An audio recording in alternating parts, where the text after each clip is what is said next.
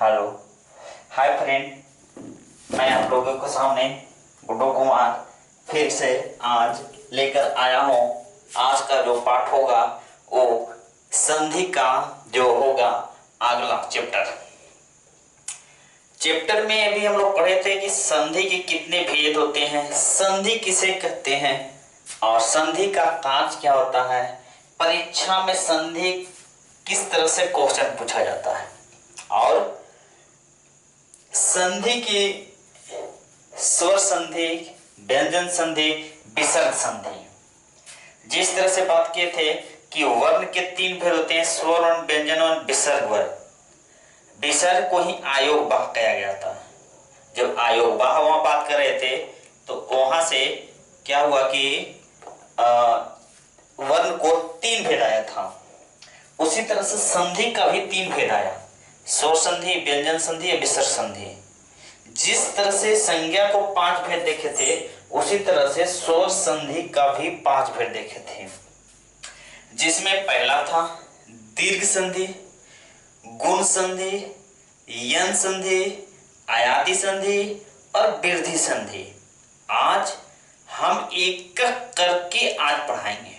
पहले हम पढ़ाएंगे दीर्घ संधि, उसके बाद गुण संधि, आयाति संधि, वृद्धि संधि, यन संधि। तो आज का टॉपिक होगा, आज का जो होगा वो होगा दीर्घ संधि। क्या होगा? दीर्घ संधि। ठीक है, तो दीर्घ संधि के बारे में आज देखेंगे। और दोस्तों, मैं आप लोगों के साथ फिर एक बार आज कुछ बात करना चाहता हूं और बात यह है कि अब हमारे सब्सक्राइबर में बहुत कम ही रह गया, जो लाइव होने में आपका कुछ ही पल, कुछ ही समय लगेगा। अब हम लाइव आएंगे और जितने मेरे दोस्त होंगे उसकी लाइव क्लास देंगे, वो भी यूट्यूब पर खास करके। बस कुछ ही उसके बीच में, कुछ ही समय में, ज्यादा दिन नहीं लगेगा। अर्थात आपकी जो सब्सक्राइबर होना चाहिए हमारी लेवल तक पहुंच गई। चाहे हमारा वीडियो अच्छा लगा हो, चाहे हमारे जो कंटेंट अच्छा लगा हो, पढ़ाई अच्छा लगा हो, कहीं ना कहीं हमारे बच्चे सब्सक्राइबर लाइक शेयर कर रहे हैं। और आशा करता है और करता हूं कि इस तरह से हमारे वीडियो को जबरदस्त सब्सक्राइबर लाइक शेयर करें, जिससे हमारी हौसला और बुलंद हो और अच्छे से अच्छे वीडियो को, अच्छे से अच्छे कंटेंट को आपके साथ प्रस्तुत करें। तो ठीक है, हमारे वीडियो को, हमारे चैनल को सब्सक्राइब करिए, लाइक करिए, शेयर करिए। इसी पर हमारी वीडियो टिका हुआ है और हम बार बार अपनी वीडियो को जबरदस्त से जबरदस्त आपका कांच में, अर्थात अच्छे से अच्छे हम वहां से कंटेंट निकाल कर आपके पढ़ाने की कोशिश करते हैं। ठीक है, तो हम आपकी लाइव जब आएंगे तो हम शाम में पढ़ाएंगे और लाइव होगी 5:30 से 6:30 प्रतिदिन 1 घंटा हिंदी की। अभी तो ग्रामर चल रहे हैं, आप उसके बाद हम चलेंगे आपका बुक। ठीक है, 12 का बुक चलेंगे, फिर आपका इंग्लिश टोटल चलेगा। एक सुबह में बैच रहेगी, एक शाम में रहेगी, वो फ्री ऑफ कॉस्ट रहेगा सभी बच्चों के लिए। बिहार के लिए जितने बिहार बोर्ड में हमारे एग्जाम में तैयारी कर रहे हैं छात्र छात्राओं, सभी के लिए उपलब्ध होगी वो यूट्यूब पर live free of the cost. तो हम लोग लेके चलते हैं आपका दीर्घ संधि। दीर्घ संधि होता क्या है? दीर्घ का मतलब होता है बड़ा। दीर्घ का मतलब होता है बड़ा। हम पढ़ रहे हैं क्या? दीर्घ संधि। तो दीर्घ स्वर संधि का नाम इसको कहा गया है, दीर्घ स्वर संधि। दीर्घ स्वर संधि। अब बताते हैं संधि में, बताए थे संधि टोटल कितने भेद होते हैं? संधि टोटल 11 होते हैं। आपका संधि में हम नहीं बता रहे हैं, सॉरी, संधि की बात बताए, हम कहते हैं स्वरों की संख्या कितना होती है? टोटल 11 होती है। उसमें स्वर में बताए थे 2, एक होता है सजातीय, एक होता है विजातीय। सजातीय का मतलब जो एक जाति का हो उसे सजातीय कहते हैं। विजातीय का मतलब जो अलग अलग से बनकर बना हो उसे विजातीय कहते हैं। तो यहां से बताओ, जब सजातीय होगा तब तो आपको क्या होगा? दीर्घ होगा। पहला पॉइंट तो सजातीय वर्ण, ये पहली परिभाषा मिलता है कि सजातीय वर्णों के मेल से बने शब्द को दीर्घ संधि कहते हैं। इतना पॉइंट आ गया। सजातीय वर्णों के मेल से बने शब्द को दीर्घ संधि कहते हैं। या तो एक परिभाषा और जानते हो क्या, दूसरे में हम परिभाषा में लिख देते हैं कि यदि प्रथम शब्द का अंतिम वर्ण यदि स्वर हो और द्वितीय शब्द का पहला वर्ण यदि स्वर हो और दोनों मिलकर अगर दीर्घ बना दिया जाए, दोनों मिलकर एक बड़ा बना दिया जाए, तो हम लोग क्या कहेंगे, दीर्घ संधि। अर्थात एक और परिभाषा कैसे बोल सकते हैं कि यदि स्वरों के साथ या तो यदि हर्ष के साथ दीर्घ मिल जाए या दीर्घ के साथ हर्ष मिल जाए, तो दोनों मिलकर अगर दीर्घ हो जाए तो उसे हम लोग क्या कहते हैं, दीर्घ संधि। दो संधि बताए थे आपको वहां से वर्ण में जब स्वर व्यंजन पढ़ा रहे थे, एक होता है ह्रस्व, एक होता है दीर्घ। तो ह्रस्व और दीर्घ मिलकर दोनों दीर्घ बना दे तो उसे हम लोग क्या कहते हैं, आपको दीर्घ संधि। तो सजातीय वर्णों के मेल से जो विकार या तो शब्द बनता है उसे क्या कहते हैं, दीर्घ संधि कहते हैं। तो यहां से हम लोग क्या चाहते हैं, जैसे आपको कौन कौन सा होता है, तो सजातीय वर्णों में एक होता है अ, दूसरा होता है ई, तीसरा होता है ओ, एक होता है एक री। ठीक है। अब यहां से पहला पॉइंट आता है कि अ में क्या होता है, तो यहां से होता है अ प्लस में अ बराबर हो जाता है आ। ठीक है। अब यहां से जो एक पहला पॉइंट हो गया, तो दूसरा क्या होता है, तो बोलिएगा कि अगर आ प्लस में अ हो तो भी हो जाता है आ। तीसरी पॉइंट इसमें क्या हो सकता है, बोलिएगा अ प्लस में आ हो तो भी होता है आ। अगर अ प्लस में अगर आ हो और प्लस यहां से अ हो और प्लस में आ हो तो भी हो जाता है आ। अगर ये बात नहीं समझा तो सुनना, यदि प्रथम शब्द का अंतिम शब्द और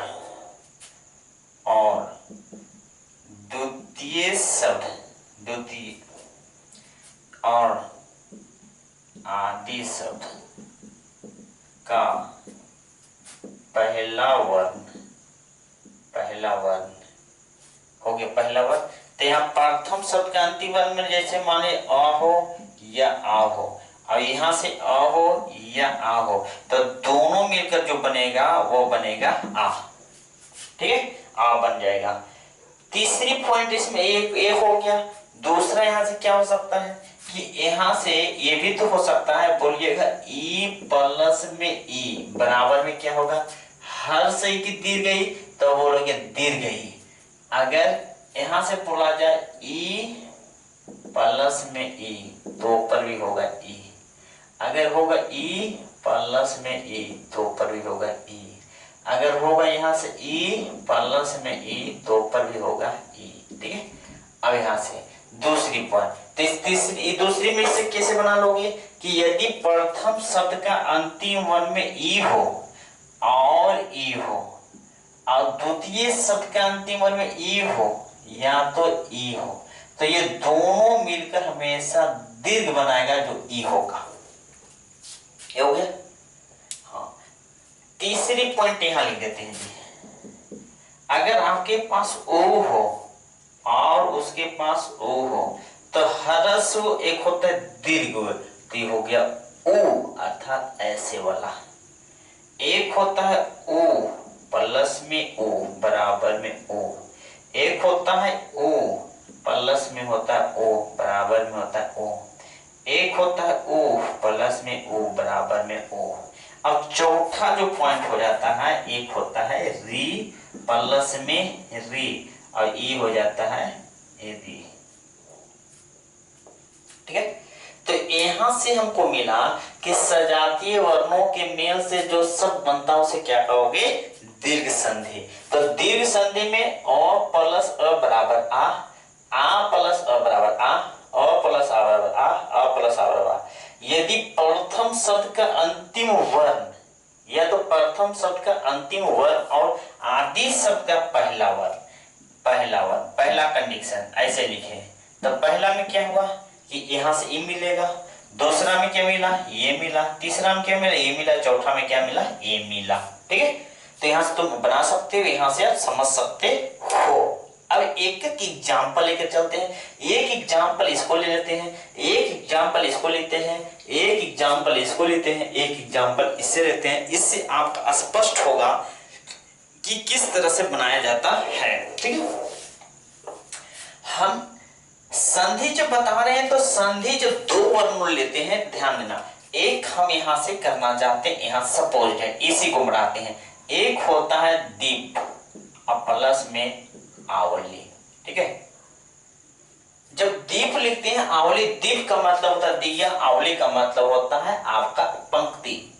पहले क्लास में बताए थे, जब संधि कर रहे हो तो दो भागों में विभाजित करते हो तो कहीं ना कहीं दोनों शब्दों का कुछ ना कुछ अर्थ निकलता हो। जब तक दोनों शब्द का अर्थ निकलता हो तभी संधि संभव है, अन्यथा संधि बेकार है। संधि उसका विच्छेद नहीं होगा, संधि उसका अर्थ नहीं देगा, तो अर्थ पूरी रूप से आप संधि विच्छेद नहीं कर पाओगे। तो दीप का मतलब दिया, आवली का मतलब होता है पंक्ति।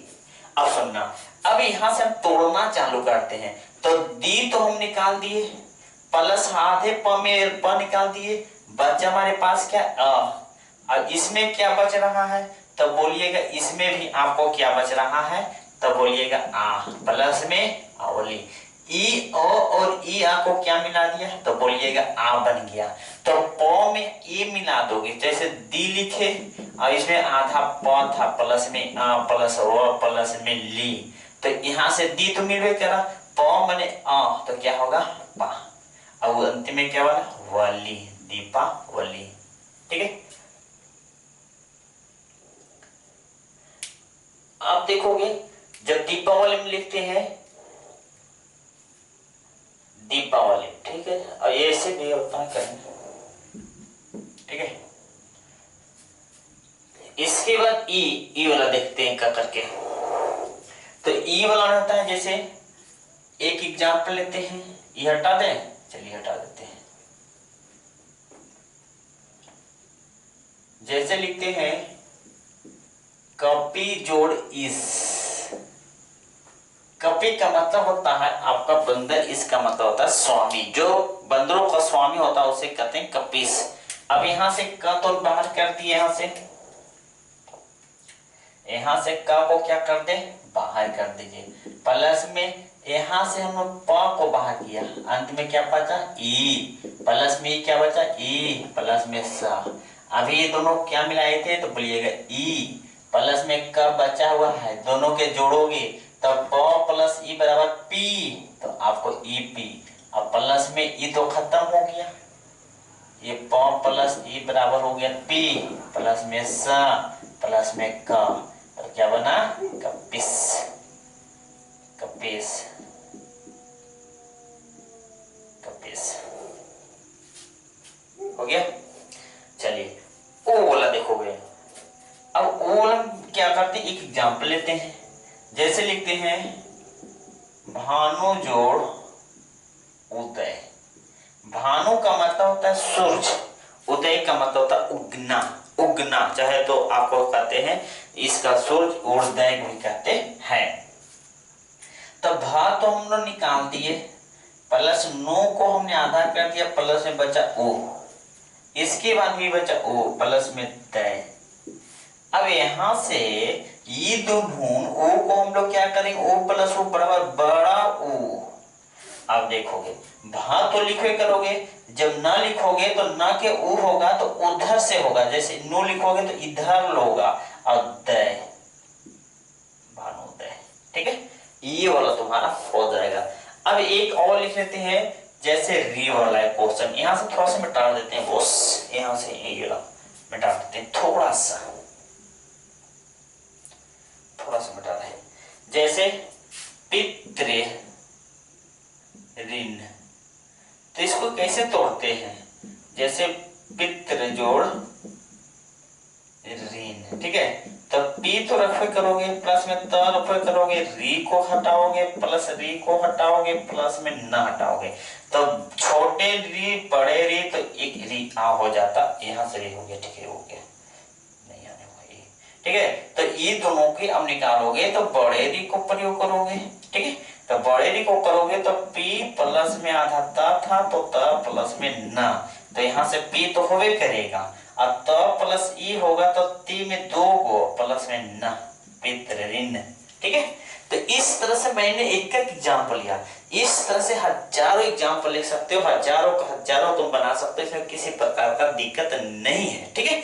और हम एक एक आपको सेंटेंस को, एक वर्ड को लेकर हम आपको संधि समाप्त करते हैं, ठीक है। तो इस तरह से हमने समझाने का कोशिश किया और कंटेंट देने की कोशिश किया। आप इस तरह से देखिए, समझिए, और इसे और अधिक से अधिक एग्जाम्पल लेके आप बताइए, और कमेंट जरूर करिए। जब तक कमेंट नहीं करिएगा तब तक हमको कैसे समझ में आएगा कि आप पढ़ रहे हैं, समझ रहे हैं, नहीं समझ रहे हैं। कमेंट में दीजिए, जो समझ में नहीं आता वो कमेंट में पूछिए, मैं आपके लिए अवेलेबल हूँ, मैं आपके लिए ही यहाँ खड़ा हूँ, मैं स्वयं आपके लिए ही आपका यहाँ काज कर रहा हूँ, मैं अपने लिए काम नहीं कर रहा हूँ, मैं बस आपके लिए ही यहाँ पर हूँ, ठीक है। तो यहाँ से क्या करो, मैं आज यहीं तक वीडियो रखते हैं, अंत तक मैं ही कहूंगा कि हमारी वीडियो को सब्सक्राइब करिए। जो बच्चे हमारे अभी तक सब्सक्राइब नहीं किए तब हमारे सब्सक्राइब कर लीजिए। यहाँ तक जब मैं वीडियो दूं तो सबसे पहले आपका नोटिफिकेशन मिले, आप जल्दी से आप उस वीडियो को देख सके। तो ठीक है, आज तक यहीं तक। जय हिंद, जय भारत।